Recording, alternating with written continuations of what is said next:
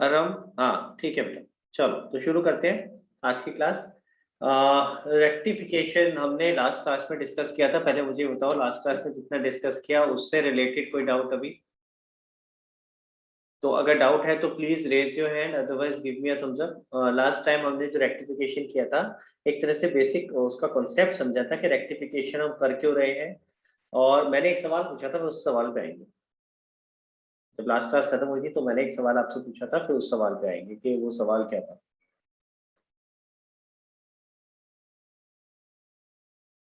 हाँ जी। तो कोई डाउट अभी तक किसी को? सबको क्लियर है? किसी को कोई डाउट नहीं अभी तक जितना रेक्टिफिकेशन हमने पढ़ा है? प्रथम बेटा आपका कैमरा ऑफ है, प्लीज उसको ऑन करो।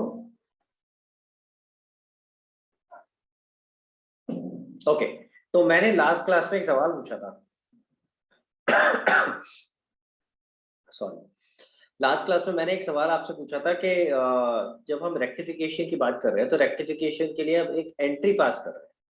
तो फिर हम अलग से एंट्री क्यों पास कर रहे हैं? हम वो जो जो भी गलती करी है उस पर फ्लूइड लगा करके या उसके ऊपर रबर से रब करके वहीं क्यों नहीं ठीक कर सकते?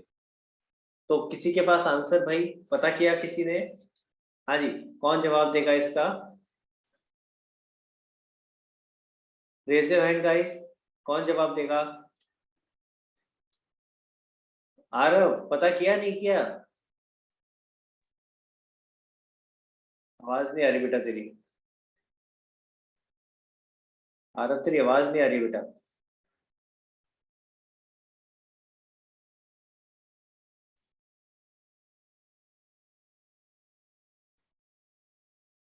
आरव गायब हो गया आरव। सर अब हाँ आ रही है? अब आ रही है बेटा, पहले पता नहीं क्या हो गया था, आवाज ही नहीं आ रही थी। हाँ मैं कह रहा हूँ पता किया। सर दोनों दिन क्लास ही नहीं हुई मैम की। अरे तो भाई अलग से पूछ लेता यार, बच्चों से, अपने किसी और बच्चे से सर पूछ लेता। सर वो मैम मैम ना बहुत बिजी है अभी, कोई वो दे प्रोजेक्ट वगैरह है, इसमें नहीं बिजी नहीं, है। मैं मैम से नहीं कह रहा, सिर्फ मैम से पूछना था, आपस में इंटरनली डिस्कस करके तो देखते। बाकी बच्चों को पता है कि नहीं पता है, पूछता तो सही। तनीषा पता किया? नहीं, छोड़ो ना, सिर्फ पता चल जाएगा, आप बता दोगे, क्या दिमाग लगाए, क्यों मेहनत करे हैं? गलत बात है। हाँ जी अवनी। मैंने पता नहीं। गलत बात है ना, तो ट्राई तो करना चाहिए था। देखो मैं ये नहीं कह रहा हूँ कि आपको आंसर मिलेगा ही नहीं, जरूरी नहीं है मिलेगा, बट एटलीस्ट ये तो देखते कि जो आपका सवाल है क्या आपका सवाल वैलिड है कि नहीं है। बाकी बच्चों से पूछ के, अपने जो फ्रेंड्स हैं उनसे पूछ के तो देखते, ताकि पता चलता है कि हाँ भाई जो आप सोच रहे हो वो ठीक सोच रहे हो कि नहीं, या उनके दिमाग में क्या आंसर आ रहा है इसका। हाँ रजत, क्या पता किया बेटा, बताओ। सर रिसेंट में जब भी हम एंट्री करते हो सर सीधा सिस्टम में चली आती है। तो सर उसे रेक्टिफाई करने के लिए किसमें? हमें और एंट्री। किसमें एंट्री? सर किसमें एंट्री? सिस्टम में एंट्रीज करते हैं ना हम। सर अरे उसके बाद सीधा वो किसमें? लेजर में पोस्ट हो जाता है। किसमें एंट्री करते, कौन से सिस्टम डेस्कटॉप। में? तू यार कंप्यूटर पे पहुंच सर गया ना यार। मैं यस कंप्यूटर। सर। अरे तो मैंने, हम क्या सिर्फ कंप्यूटर में सीख रहे हैं एंट्री करना? या हम क्या सिर्फ कंप्यूटर में सीख रहे हैं कि किस तरीके से अकाउंटिंग होती है? हम तो बेसिक अकाउंटिंग सीख रहे हैं, चाहे आप कंप्यूटर में बनाओ चाहे आप फिजिकली बनाओ। आपको तो दोनों तरीके से आंसर। दूसरा उसका भी आंसर बताया तो रजत, अगर मैंने एंट्री कर दी है तो मैं पुरानी वाली को हटा करके डिलीट करके दोबारा भी तो कर सकता हूँ। भाई तू रबर नहीं यूज कर सकता, डिलीट तो बटन दबा सकता है, क्यों रजत? सर इसका नहीं पता। और एक बात और बता देता हूँ, मैं एक वैसे आपको बता रहा हूँ कि अगर जैसे कंप्यूटर सॉफ्टवेयर होते हैं ना, दो तीन जो बेसिक जो सॉफ्टवेयर, पॉपुलर सॉफ्टवेयर है, कौन कौन से हैं? एक टैली है, ठीक है, एक टैली का सॉफ्टवेयर तो सबसे ज्यादा पॉपुलर है। उसके अलावा दूसरा जो सॉफ्टवेयर आता है अकाउंटिंग का, वो आता है बिजी। तो टैली, बिजी, ये जो सॉफ्टवेयर हैं इन सब में अपनी जर्नल एंट्री को अमेंड करने का ऑप्शन होता है। तो ऐसा नहीं है एक बार एंट्री कर दी तो हो गई, वो उसको चेंज ही नहीं कर सकते, कर सकते हो चेंज। तो फिर हम रेक्टिफिकेशन की बात क्यों कर रहे हैं? रेक्टिफिकेशन ऑफ एरर में हम एक नई एंट्री पास करने की बात कर रहे हैं, वो क्यों कर रहे हैं? हाँ ईशा। सर वो फ्लूइड वगैरह मतलब डिलीट वगैरह एरर ऑफ ओमिशन में नहीं लगा सकते हाँ क्योंकि वो नहीं एंट्री लगा तो हो बिल्कुल। गई। तो फिर अब कर देते ना उसको। तो उसके अलावा बाकी जगह लगा सकते हैं, तो बाकी जगह क्यों नहीं लगा रहे हैं पता? सर पूछा था, चाचू कह रहे थे कि अच्छा क्वेश्चन है, मेरे को भी बताइए आंसर। पर आंसर पता नहीं है कि क्या होता है, क्यों क्यों नहीं कर सकते। ओके चलो, अब मैं बताता हूँ। देखो अच्छी बात है ना, पूछोगे तो पता चलेगा ना यार, क्योंकि होता क्या है, मैं आपको फ्रैंकली बता रहा हूँ, सब लोग जैसे अगर मैंने आपसे सवाल पूछा, नहीं पूछता ना, आप भी ओके करके आगे बढ़ जाते और सीख लेते, और फिर बाद में ये दिमाग में कभी आता नहीं। आना चाहिए दिमाग, ये चीजें दिमाग में आनी चाहिए प्रैक्टिकली। ये ऐसा क्यों नहीं कर रहे भाई? ठीक है, तो लेट्स अंडरस्टैंड। देखो ईशा बेटा अपना हैंड रेस करो, आज आपके साथ डिस्कस करते हैं। Okay so Isha, let's say मैं फाइनेंशियल ईयर 2020-21 की बात कर रहा हूँ बेटा, फाइनेंशियल ईयर 2021। तो जरा मुझे ईयर बताओ बेटा, कब शुरू होगा और कब खत्म होगा? 1 अप्रैल 2020 1 अप्रैल से 2020, 31 मार्च 31 मार्च 2021। ठीक है गाइस, सबको क्लियर है? फाइनेंशियल ईयर, या इसको ऊपर लिख लेते हैं, फाइनेंशियल ईयर 2020-21 क्लियर हो गया बेटा? 1 अप्रैल 2020 को शुरू होगा, 31 मार्च 2021 को खत्म हो जाएगा। ठीक है, तो उसके बाद एक नया फाइनेंशियल ईयर शुरू होगा। तो आपकी जो बुक्स है 31 मार्च 2021 को खत्म हो रही है। अब होता क्या, प्रैक्टिकली समझना, चाहे कोई भी बिजनेस हो, कोई सा भी बिजनेस हो, आपको अपनी बुक्स क्लोज करनी होती है, फाइनल करनी होती है। उसके बाद वो जो अकाउंट्स आपके बुक्स, मतलब वही जो अकाउंट्स हैं वो सबमिट होते हैं कई सारी जगहों पे। जैसे अगर मान लो मैं इनकम टैक्स की बात करूं, तो इनकम टैक्स पे सबमिट होता है अलोंग विद द रिटर्न। समझ आ रही है बात? जो आपका वैट है, यानी जिसपे जो सेल टैक्स लगता है, वैट, वैट तो पढ़ा था ना आपने, इनपुट वैट आउटपुट वैट, तो वो जो वैट है उसकी भी रिटर्न्स जाती है, वहां भी सबमिट होता है। आ रही है मेरी बात समझ में?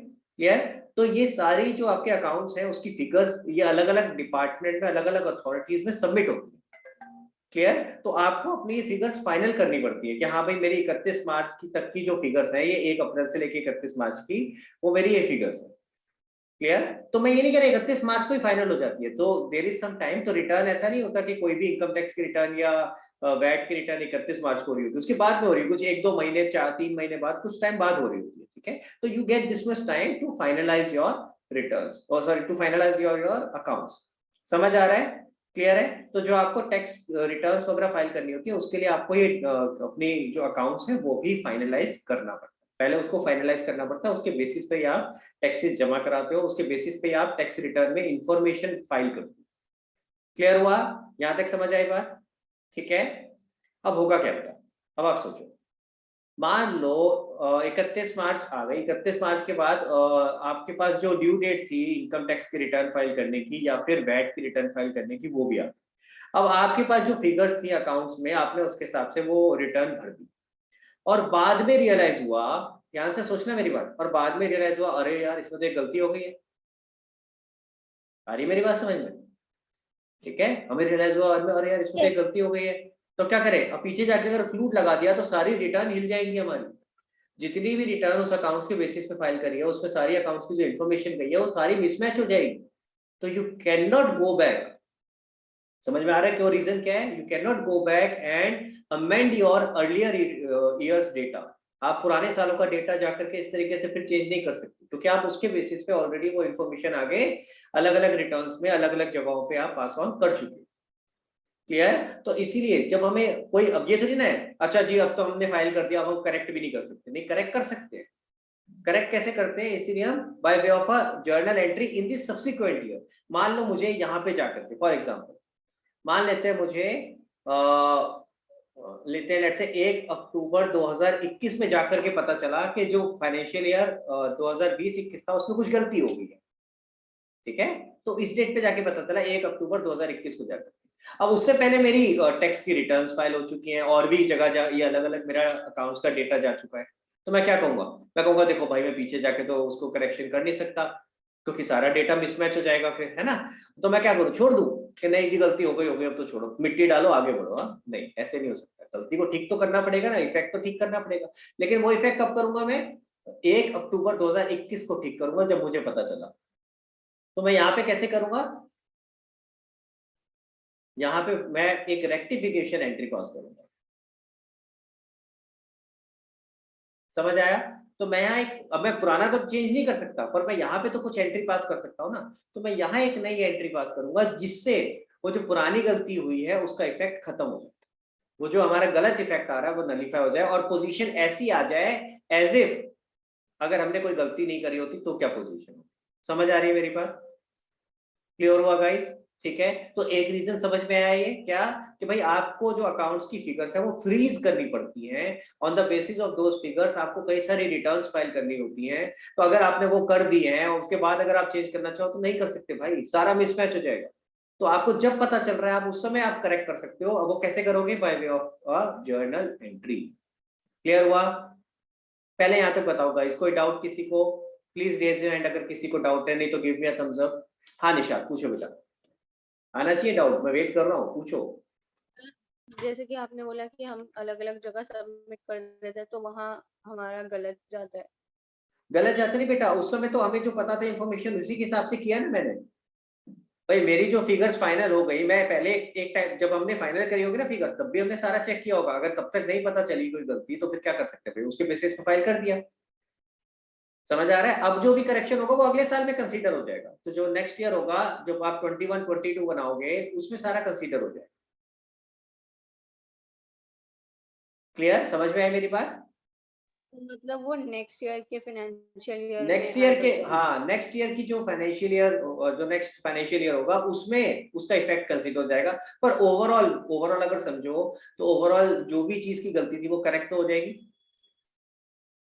ठीक है, तो हम पुरानी फिगर्स जाकर के चेंज नहीं कर सकते। नंबर 1 लॉजिक समझ आया क्यों नहीं कर सकते? क्योंकि आपने बहुत सारे रिटर्न्स फाइल कर दिए। और ये तो रिटर्न्स का तो एग्जांपल मैं ले रहा हूँ in case of any business. कोई भी बिजनेस होगा बेटा उसको इनकम टैक्स, वैट, ये सब तो फाइल करना ही होगा। ठीक है, ये तो बेसिक है। और अगर मैं कंपनी की बात करता हूँ, तो कंपनी के केस में तो उनको आरओसी के पास भी रिटर्न फाइल करनी पड़ती है, रजिस्ट्रार ऑफ कंपनीज के पास। उनको अपनी इनफैक्ट सिर्फ रिटर्न फाइल नहीं करनी होती, उनको अपनी जितनी भी ये जो आपकी अकाउंट्स है ना 2020-21 का जो फाइनेंशियल ईयर 2020-21 का, इसके अकाउंट्स को पहले ऑडिट कराना पड़ता है। तो एक सीए आता है, सीए वेरीफाई करता है कि आपने सारी अकाउंटिंग ठीक करी है कि नहीं करी है। और उसके बाद वो उसको सर्टिफिकेट दे देता है कि हाँ भाई हमारे हिसाब से it shows a true and fair view. Clear हुआ? अब आप सोचो वो सब कुछ हो चुका है, ऑडिट भी हो चुका है। अब वो ऑडिट होने के बाद आपको कोई गलती पता चली, क्या आप चेंज कर पाओगे? Answer is no. भैया ऑडिट भी हो गया, ये फिगर्स फाइनल हो गई, ऑडिटर ने भी फ्रीज कर दी, अब नहीं चेंज कर सकते। अब जो चेंज होगा वो जो भी इसका करेक्शन होगा वो अगले साल में, जब आपको पता चल रहा है उस साल में होगा। क्लियर हुई मेरी बात? समझ आया? अब लास्ट टाइम जब मैं करा रहा था तो कुछ बच्चों के दिमाग में एक डाउट आया, सर अगर ऑडिटर ने क्या करा, ऑडिटर ने आके वेरीफाई करा ना कि तुमने अकाउंटिंग ठीक करा है कि नहीं करा है, तो ऑडिटर को गलती पता नहीं चली, ऑडिटर ने गलती नहीं निकाली। भाई जो पता चली होगी उसने बता दी होगी, पर 100% एक्यूरेसी थोड़ी ना चेक कर सकता है कोई आकर। समझ रहे हैं मेरी बात? भाई ऑडिटर क्या करेगा? सैंपल बेसिस पे चेक करेगा। भाई आप सोचो कोई एक साल की पूरी पूरी एंट्रीज बैठ के सारी वो बैठ, हाँ पता चल गई, शुरू हो जाए 1 अप्रैल 2020 कितनी एंट्री करी, 1000, चल एक एक करके बता क्या क्या कर, ऐसे थोड़ी ना कोई कर सकता। It is not humanly possible. तो auditor has to verify the things objectively. वो ओवरऑल एक बेसिस पे चेक करता है कि हाँ ओवरऑल अगर मोटा मोटा हम बात करें मेटीरियलिटी पॉइंट ऑफ व्यू से, तो मेटीरियली कुछ फर्क नहीं होना चाहिए। इसीलिए वो जब ऑडिट रिपोर्ट देता है तो उसमें लिखता है I am certifying that the balance sheet and profit and loss are showing true and fair view. True and fair का मतलब यही है कि overall it is showing a correct picture. पर true and correct word use नहीं होता, इसीलिए वहां पे 100% करेक्ट की हम वो नहीं ले सकते गारंटी, कोई एक एक एंट्री थोड़ी ना चेक करेंगे। तो there can still be mistakes even after audit. आई बात समझ? क्लियर हुआ? चल सकते हैं आगे? सर हाँ पूछो ईशा। फाइनेंशियल ईयर खत्म होने से पहले ही मिस्टेक पता चली तो उसमें तो लगा सकते हैं। चलो शुक्र है किसी ने पूछा, मैं वेट कर रहा था कोई तो पूछे यार, ये कोई पूछ ही नहीं रहा ये सवाल। सर आपने बोला कि फाइनेंशियल ईयर खत्म हो गया उसके बाद हमने रिटर्न्स फाइल कर दी, इस वजह से हम रिव्यू नहीं कर पा रहे। अगर मान लो फाइनेंशियल ईयर खत्म ही नहीं हुआ था, 31 मार्च से पहले हमें कोई गलती पता चल गई, मान लेते हैं हमने गलती करी थी, कोई एंट्री गलत कर दी। जस्ट एज एन एग्जाम्पल यहाँ ले लेते हैं, मान लेते हैं ये डेट आपकी ले लेते हैं 1 मई 2020, मान लेते हैं 1 मई 2020 में कोई गलती करी और हमें पता चल गई वो गलती कहाँ पे, 1 फरवरी 2021, यानी with in the same financial year पता चल गई। सर अब तो कर सकते हैं, अभी तो ऑडिट भी नहीं हुआ, अभी तो कोई फिगर्स फ्रीज नहीं हुई, इसके बेसिस पे कोई रिटर्न नहीं गई है, तो यार ये भी समझ लेते हैं। ईशा पॉइंट क्लियर है? यही वाला पूछ रहे हो आप? Yes sir. Okay, so let's understand. देखो, जहां तक इनकम टैक्स की बात है उसका रिटर्न तो साल के एंड में जाएगा, एक साल खत्म होने के बाद जाता है, पूरा साल खत्म होगा तो उसके बाद जाएगा। लेकिन जो आपका वैट है, वैल्यू एडिड टैक्स, है ना, सॉरी वैट क्यों बोल रहा हूँ मैं, जीएसटी आ गया अब तो यार, सॉरी सॉरी सॉरी, मैं बार बार वैट वर्ड यूज कर रहा हूँ, किसी ने टोका भी नहीं मुझे। GST, goods and service tax, जो गुड्स एंड सर्विस टैक्स है उसकी रिटर्न एनुअल नहीं जाती, उसकी रिटर्न क्वार्टरली और मंथली भी जाती है। तो डिपेंडिंग अपॉन कितना आपका सेल होता है, सेल के बेसिस पे कईयों की क्वार्टरली जाती है, कईयों की मंथली जाती है। तो अगर मान लो हमारी फर्स्ट क्वार्टर की रिटर्न जा चुकी है, यानी कि फर्स्ट क्वार्टर कब एंड होगा बेटा, 30 सॉरी 30 जून 2020, अप्रैल मई जून, क्वार्टर 3 महीने का होता है ना बेटा, ठीक है। तो अगर 30 जून Yes, sir. तक की हमारी रिटर्न जा चुकी है तो हमारा ये डेटा तो फाइनल हो चुका है कि नहीं हो चुका है? समझ आ रही है मेरी बात? क्लियर है? ये तो डेटा हमारा फ्रीज हो चुका है भाई, इसके बेसिस पे तो ऑलरेडी रिटर्न फाइल हो चुकी है, तो अब हम इसको चेंज नहीं कर सकते। तो पॉइंट इज, लॉजिक समझो कि हम नॉर्मली चेंज जब भी करते हैं तो रेक्टिफिकेशन एंट्री के बेसिस पे क्यों करते हैं? क्योंकि पुराना डेटा फ्रीज हो जाता है, आप उसके बेसिस पे कोई ना कोई और एक्शन ले चुके हो, ठीक है। अब सवाल इसी से, जो ईशा ने बोला इसी से रिलेटेड एक और सवाल, सर अगर मान लेते हैं विद इन द क्वार्टर पता चल गया, 1 फरवरी छोड़ो, मैंने 1 मई को गलती करी थी, मुझे 10 मई को पता चल गई, है ना, ये भी तो हो सकता है भाई, with in the same quarter पता चल गई और अभी तक कोई रिटर्न फाइल नहीं हुई, कुछ नहीं हुआ, तो कर सकते हो भाई। तो ऐसे केस में कर सकते हो, ऐसे केस में आप क्या कर सकते हो, पुरानी एंट्री को जाकर के अमेंड कर सकते हो, और प्रैक्टिकली करा भी जाता है। मैं प्रैक्टिकली बात बता रहा हूँ, प्रैक्टिकली ऐसा किया भी जाता है। अगर आपके पास ऑप्शन है, अभी तक आपकी फिगर्स फ्रीज नहीं हुई है, जहां जिस पीरियड में गलती हुई है उस पीरियड की फिगर्स अभी तक फ्रीज नहीं हुई है, तो आप वापस जाते हो उस एंट्री पे जो गलत हुई थी और उस एंट्री को अमेंड कर देते हो। क्लियर हुआ? अगर कोई एंट्री पास हो नहीं रहेगी जी तो पास कर देते हो, और अगर कुछ अमेंड चेंज करना है, किसी में कुछ गलती हुई है तो आप जाके अमेंड कर देते हो। क्लियर? समझ आया? लेकिन अगर आपकी फ्रीज हो जाती है फिर तो आपके पास ऑप्शन ही नहीं बचा ना भाई, आपने उसके बेसिस पे कोई रिटर्न फाइल कर दी या वो कहीं और फिगर सबमिट हो गई है, तो then you can not change those figures. Clear? Logic समझ आया? Yes, sir. हाँ निशाद बेटा, क्या डाउट था आपका?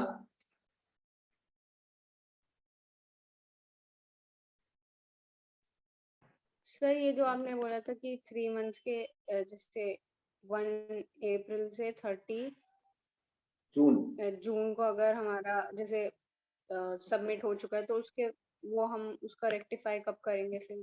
तो रेक्टिफाई तो तभी करेंगे जब पता, देख रेक्टिफिकेशन तो जैसे ही मुझे पता चलेगा तब कर दूंगा। तो मान ले मुझे 1 फरवरी को पता चला कि मेरी 1 मई वाली एक एंट्री में कुछ गलती हुई है, तो मैं 1 फरवरी 2021 में सही कर दूंगा उसको, रेक्टिफिकेशन एंट्री पास करके, लेकिन पुराना जाके चेंज नहीं कर सकता।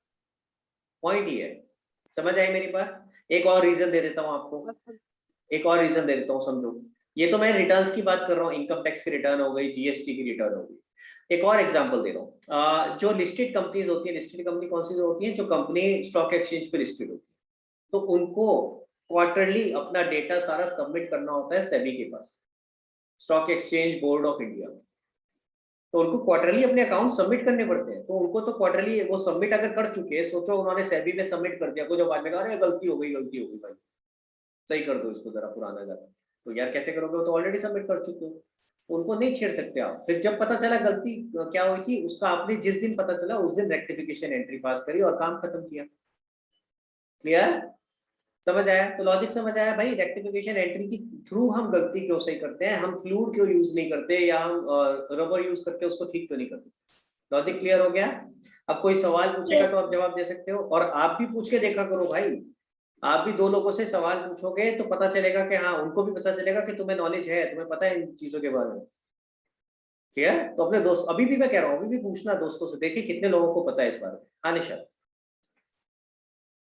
सर अगर जैसे हमें क्वार्टरली उसी टाइम पता चल गया था तो उसको अमेंड कैसे करेंगे? फ्लूइड लगा? हाँ अगर बेटा देख, मैं प्रैक्टिकली अब तेरे साथ बात कर रहा हूँ, देख मान ले मैंने 1 मई 2020 में कोई गलती की, 1 मई को, अब मुझे 2 मई को पता चल गई और मैंने अभी तक कोई डेटा कहीं सबमिट नहीं किया उससे रिलेटेड, तो मैं 2 मई को क्या करूंगा, जहां भी गलती करी होगी फ्लूइड लगा दूंगा या रबर यूज करूंगा, जो भी करना, जैसे नॉर्मली तुम चेंज करते हो यार वो चेंज कर दोगे, और उसके बाद क्या बोलते हैं, अपना आगे बढ़ोगे। तो फिर मेरे को कोई रेक्टिफिकेशन एंट्री पास करने की जरूरत नहीं है, अगर मेरे पास ऑप्शन है फिर तो मैं यही करूंगा ना यार, कि क्यों बेकार में उस एंट्री को गलत पड़े रहने दो, उसको ठीक कर देते हैं, उसी को ठीक कर देते हैं, क्यों एक नई एंट्री पास करें। ठीक है। तो अगर नॉर्मली प्रैक्टिकली बता रहा हूँ, प्रैक्टिकली ऐसे ही होता है। अगर कोई भी बंदा है, अगर वो एंट्री कर रहा है, उसने कोई गलत एंट्री कर दी, चाहे आप मैन्युअली अकाउंट बना रहे हो, चाहे आप कंप्यूटराइज बना रहे हो, उससे फर्क नहीं पड़ेगा। आपने अगर कोई गलती करी और अगर आपको पता चल गया and you have an option, तो आप उसी एंट्री को जाकर के ठीक कर देते हो।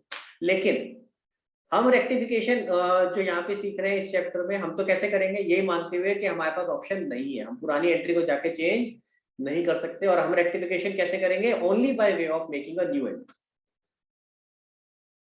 क्लियर हुआ, लॉजिक समझ आया? ठीक है। मैं अभी भी बोल रहा हूँ बेटा, एक बार पूछना अपने दोस्तों से, अपने टीचर से, देखे जरा के वहां से क्या आंसर आता है, पता पूछा जरूर करो, और ऐसे सवाल दिमाग में आने चाहिए बेटा। ठीक है। हाँ जी ईशा, क्लियर है बेटा, चल सकते हैं आगे? Yes sir. Okay great guys. तो ये वाला पॉइंट तो आपको क्लियर हो गया कि हम rectification by way of entry ही क्यों कर रहे हैं, ये तो क्लियर हो गया। अब करेंगे कैसे, रेक्टिफाई करेंगे कैसे, उसके स्टेप्स समझेंगे बेटा। स्टेप्स क्या है, उसके लिए पहले ना मैं एक क्या नाम है, एक सिचुएशन ले लेता हूँ कि गलती हुई क्या है। ठीक है। तो पहले एक मैं सिचुएशन ले रहा हूँ एंड देन लेट्स अंडरस्टैंड कि इस सिचुएशन के हिसाब से क्या गलती हुई है और हमें क्या करना चाहिए था, क्या हो गया। ठीक है। तो let me prepare make a question. Salary paid to Ram ₹10,000। ठीक है, ध्यान से देखेंगे बात। was wrongly recorded as rupees, let's say 1 lakh। Clear हुआ? Salary paid to Ram ₹10,000 was wrongly recorded as ₹1 lakh। तो जरा ईशा मुझे बताओ बेटा, क्या होना चाहिए था और हमने क्या कर दिया? होना चाहिए था salary account debit 10,000 to cash रुक जाओ, 10,000। करेक्ट एंट्री क्या होनी चाहिए थी बेटा?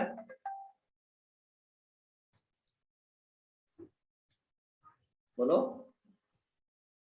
सैलरी अकाउंट डेबिट 10,000 10,000 आगे टू कैश, टू कैश 10,000। और हमने क्या कर दिया बेटा? Salary account debit 1 lakh to cash 1 lakh। समझ आया भाई?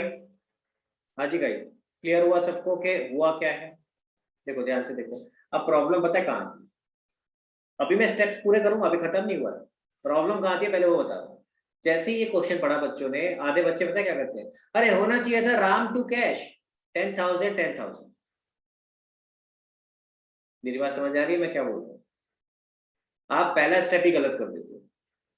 अगर आपको खुद जर्नल एंट्री करेक्ट बनानी नहीं आती तो रेक्टिफिकेशन खाक करोगे, कैसे करोगे भाई, जब तुम्हें यही नहीं पता करेक्ट होना क्या चाहिए था।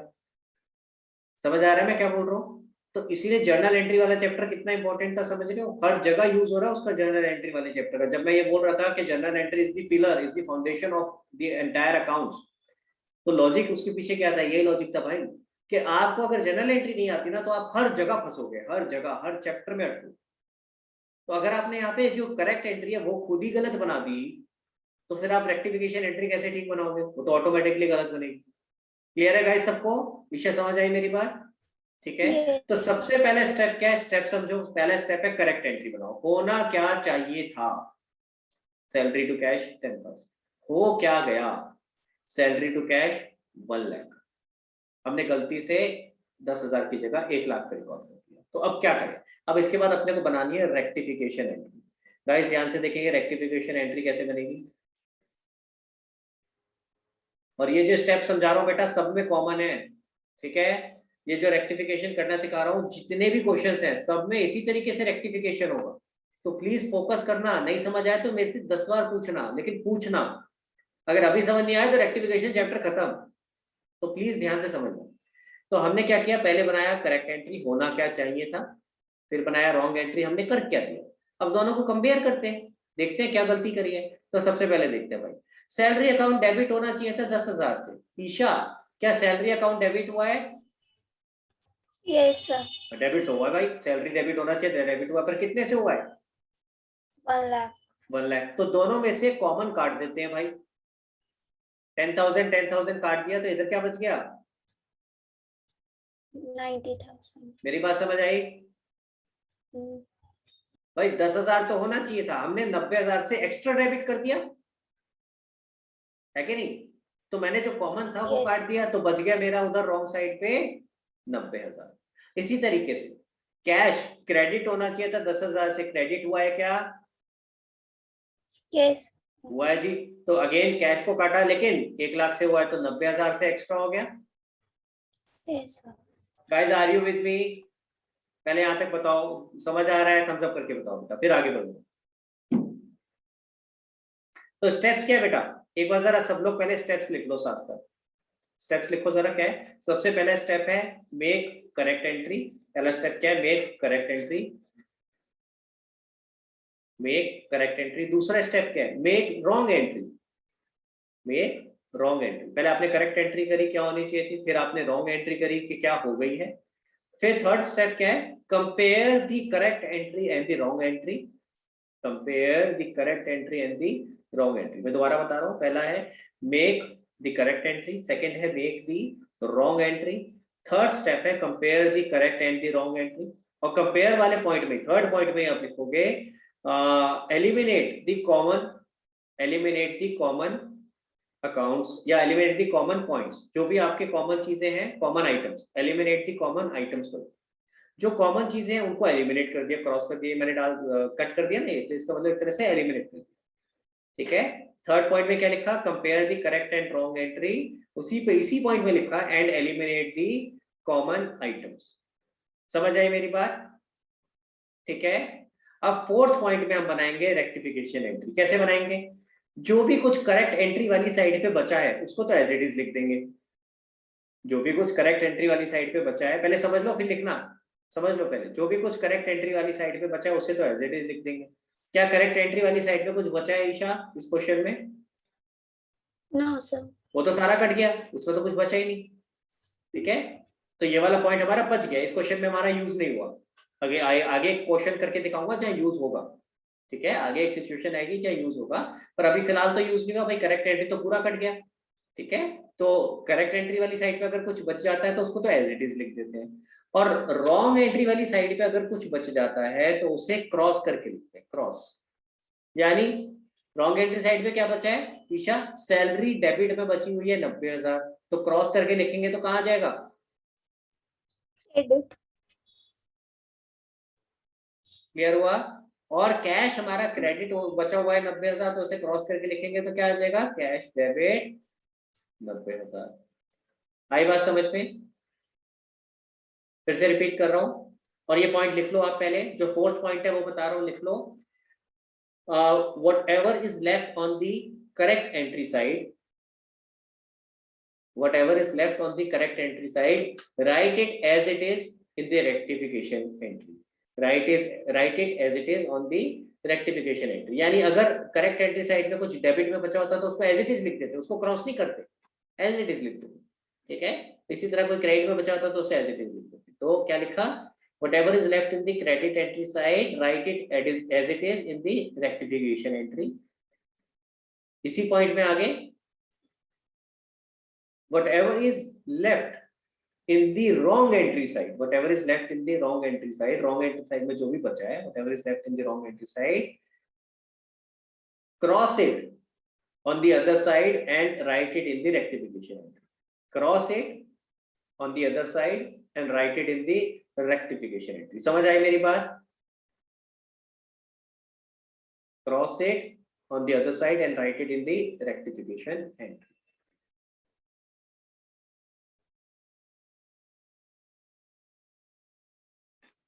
Guys, clear हुआ?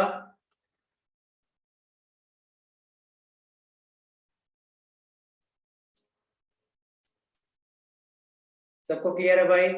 हाँ जी, किस किस के डाउट्स है पहले यहाँ पे डाउट्स ले लेते हैं। हाँ निशा पूछो बेटा, क्या डाउट है? सर जो जैसे अगर करेक्ट एंट्री में अमाउंट ज्यादा होता और रॉन्ग एंट्री में आएंगे ना कम उस पे? तो आएगा आएगा आएगा आएगा सिचुएशन अभी करूंगा वो वाला। पहले अभी जो सिचुएशन करी है उसके हिसाब से बता, वो समझ आया कैसे करा है, उसके स्टेप समझ आए? और अच्छा जैसे सर इसमें 1 लाख हमने -10,000 किए हैं, तो 90,000 रॉन्ग एंट्री में लिखा है, तो जिसमें ज्यादा अमाउंट होगा उस तरफ हाँ लिखूंगा। बिल्कुल उस तरफ लिखना है ना। पॉइंट क्या बोला था मैंने कहा था 10,000 तो कॉमन है दोनों साइड में, तो 10,000 दोनों साइड से एलिमिनेट हो गया। भाई सैलरी डेबिट 10,000 होनी चाहिए थी, सैलरी डेबिट हो रही है 1 लाख से, तो 10,000 से तो हो ही रही है ना भाई, 90 से एक्स्ट्रा हुई ना। निशाद आई थिंक आप हैंग हो गए बेटा, मेरी आवाज आ रही है? यस। हाँ बेटा, तो समझ आया। तो जो जिस साइड में ज्यादा है उसी साइड में लिखूंगा। अगर ये चीज करेक्ट एंट्री साइड में होती, 1 लाख करेक्ट एंट्री साइड में होता और रॉन्ग एंट्री साइड में 10,000 होता, तो 10-10 एलिमिनेट होने के बाद एक्स्ट्रा कहाँ बचता, करेक्ट एंट्री साइड में 90,000 बचता। अभी करके दिखाऊंगा वो वाला सिचुएशन, चिंता नहीं करा, अभी करूंगा। हाँ जी, क्लियर हुआ, समझ आया मेरी बात? और किसी को कोई डाउट? रजत आपने पहले हैंड रेज किया था आई गेस, तो अगर कोई डाउट है तो पूछ ले बेटा। सर होगा क्लियर। क्या डाउट था फिर भी बता दे एक बार, ताकि बच्चों को बाकी भी सर क्लियर हो यही जाए। डाउट था सर, रेक्टिफिकेशन एंट्री उससे उसके डिफरेंस से ही बनती है ना। हाँ फिर ये तो डाउट था, फिर आपने क्लियर कर दिया था। हाँ क्लियर हो गया कैसे बनाया हमने ये। तो हम देखते हैं जो कॉमन Yes, है, जो देख सीधा सा लॉजिक समझो, क्या है लॉजिक, क्या है। करेक्ट एंट्री में जो होना चाहिए था, अगर रॉन्ग एंट्री में वो है तो उसको तो एलिमिनेट कर दो ना, उसका तो कुछ करना ही नहीं है, वो तो ठीक है। जो बच जाएगा वही तो एक्स्ट्रा है भाई। एंट्री होनी चाहिए थी सैलरी टू कैश 10,000, हमने 90,000 से एक्स्ट्रा कर दिया दोनों चीज। सैलरी डेबिट कर दी 90 से एक्स्ट्रा, तो हमने उसको रिवर्स कर दिया, देखो टू सैलरी कर दिया 90, ताकि सेव सैलरी एक्स्ट्रा 90 से डेबिट हुई थी, अब क्रेडिट कर दी। इसी तरह जो कैश हमारा क्रेडिट हुआ था 90 से एक्स्ट्रा, उसको हमने डेबिट कर दिया 90 से। समझ आ रहा है गाइस? क्लियर हुआ सबको? Yes sir. 100%? ओके, इसकी फोटो खींच लो। स्टेप्स लिख लिए सारे, 4 स्टेप्स हैं आपके, ये चारों स्टेप हर जगह कॉमन होंगे, जितने भी क्वेश्चन करोगे सब में कॉमन आने वाला है बेटा। हाँ अवनी बताओ बेटा क्या डाउट है?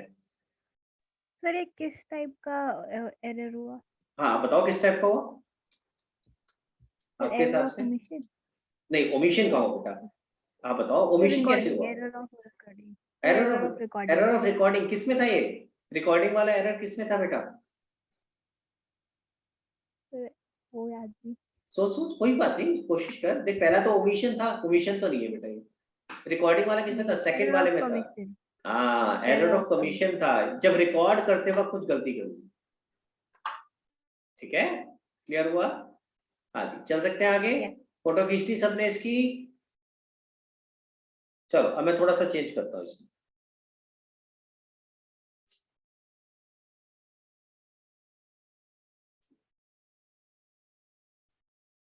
गाइस ध्यान देंगे, उल्टा कर देते हैं। Salary paid to Ram rupees 1 lakh, 1 lakh salary pay करी थी, was wrongly recorded as rupees 10,000। 1 lakh pay करी थी, हमने 10,000 पे रिकॉर्ड कर दी। तो ईशा करेक्ट एंट्री क्या होनी चाहिए थी? बेटा अनम्यूट करो बेटा, म्यूट है म्यूट है। Salary account debit 1 lakh to cash yes sir 1 lakh 1 lakh, और हमने क्या कर दिया? Salary account debit 10,000 to cash 10,000। Guys पहले ये स्टेप समझ आया? देखो अगला स्टेप तो मैकेनिकल है, अगर पहला स्टेप समझ नहीं आएगा तो अगला तो वैसे ही गलत हो जाएगा। ठीक है, तो पहला स्टेप एक क्लियर हो गया, 2 स्टेप। हाँ अब क्या होगा भाई, कॉमन कॉमन चीज काट दो। सैलरी डेबिट होनी चाहिए थी 1 लाख से, सैलरी डेबिट हुई है क्या ईशा? 10,000 हाँ हुई है, डेबिट तो हुई है ना, तो जितने से डेबिट हुई है वो तो Yes. कॉमन हो गया ना बेटा, 10-10 कॉमन हो गया, बच गया किधर? इधर बच गया 90। आई बात समझ में? क्लियर है गाइस? Yes. इसी तरीके से जो टू कैश होना चाहिए था, यानी कैश क्रेडिट होना चाहिए था, हुआ है क्या? हाँ जी हुआ है, Yes sir. 10 से हुआ है, तो यानी इधर बच गया 90। Hmm. अब यहाँ ये याद रखना, जो करेक्ट एंट्री साइड बचता है वो एज इट इज आता है, उसको क्रॉस करके नहीं लेके जाते। मैंने अभी ये लिखवाया था, पढ़ लो दोबारा से। करेक्ट एंट्री साइड जो बचा होता है उसको एज इट इज लिखना है। पढ़ो जरा क्या लिखा था, वापस से पढ़ो पॉइंट। अगर कुछ लैंग्वेज में आपको लग रहा है कि आपको अपनी किसी लैंग्वेज में लिखना है ताकि इजीली समझ आ जाए, तो वैसे लिख लो। जरूरी नहीं है जो मैंने लिखवाया वो आपको समझ आ रहा हो। अगर आपको कोई और आसान लैंग्वेज में लग रहा है, हिंदी में लिखना है हिंदी में लिख लो, अपनी भाषा में किसी भी तरीके से लिखना है लिख लो, पर आपको समझ आना चाहिए खुद पढ़ के। क्लियर? मैंने लिखवाया था कि करेक्ट एंट्री साइड में जो भी बचता है उसको एज इट इज ले जाते हैं रेक्टिफिकेशन एंट्री। तो यानी कि अब होगा क्या, जब मैं रेक्टिफिकेशन एंट्री बनाऊंगा, ध्यान से देखो, तो क्या बनेगी rectification entry Isha? Salary account debit 90,000 to cash account 90,000. Salary account debit to cash account 90,000 90,000। आई बात समझ में? क्लियर हुआ गाइस? जो रॉन्ग एंट्री वाली साइड थी वो तो पूरी कट चुकी है, तो वहां से कुछ भी क्रॉस होके नहीं आया। आपको दोनों साइड चेक करना पड़ता है रेक्टिफिकेशन में। पहले चेक करो करेक्ट एंट्री साइड में कुछ बचा है, अगर बचा है तो उसको एज इट इज लिखो। फिर चेक करो रॉन्ग एंट्री साइड में कुछ बचा है, अगर कुछ बचा है तो उसे क्रॉस करके लिखो। यहाँ कुछ भी नहीं बचा रॉन्ग एंट्री साइड पे, इसीलिए हमारा सिर्फ करेक्ट एंट्री साइड से एज इट इज उठ के 90,000 वाला आ गया। हाँ निशा पूछो बेटा। सर ऐसा हो सकता है कि करेक्ट एंट्री और रॉन्ग एंट्री दोनों में कुछ अमाउंट बचे? हाँ हाँ बिल्कुल हो सकता है, आएंगे सारे सिचुएशन आएंगे, बट बिल्कुल हो सकता है। ठीक है चलो आगे करें सिचुएशन चेंज। यहां तक क्लियर है सबको? फोटो खींच लो भाई, इसी में चेंजेस कर रहा हूं मैं। हाँ जी अब ध्यान देंगे जरा प्लीज, सारे लोग फोकस करेंगे।